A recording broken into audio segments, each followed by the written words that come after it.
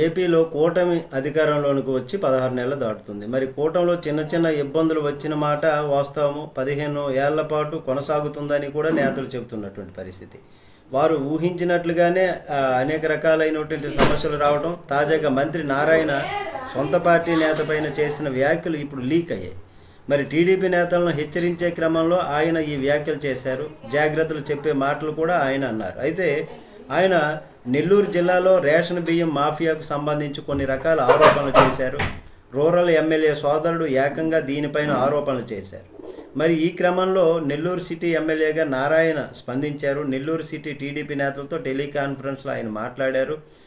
ఇంకా తాను కాకినాడ జిల్లాకు ఇన్ఛార్జి మంత్రిగా ఉన్నానని, పవన్ కళ్యాణ్ కోసం టీడీపీ నేత వర్మను జీరో చేశామని చెప్పుకొచ్చారు. అయితే ఆ నియోజకవర్గంలో ఎటువంటి కార్యకలాపాలు జరపాలన్నా జనసేనతో సమన్వయం చేసుకోవాలని వర్మను ఆదేశించినట్లు చెప్పారు. ఈ విధంగా దానిపైన మరోవైపు మంత్రి నారాయణ వ్యాఖ్యలు బయటకు వచ్చినటువంటి క్రమంలో పిఠాపురం మాజీ ఎమ్మెల్యే వర్మ స్పందించారు.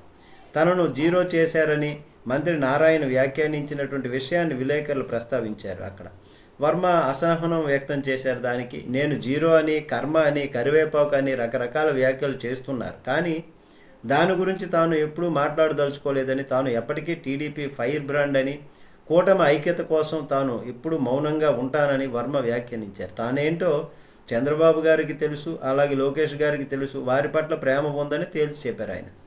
సందట్లో సడేమియా అన్నట్టు మాజీ మంత్రి అంబటి రాంబాబు దీనిపై స్పందించారు. వర్మకు సొంత బలం ఉందని, అదే బలంతో పవన్ గెలిచారే తప్ప ఆయనకంటూ ఎటువంటి ఓటు బ్యాంకు లేదని ఎద్దేవా చేశారు.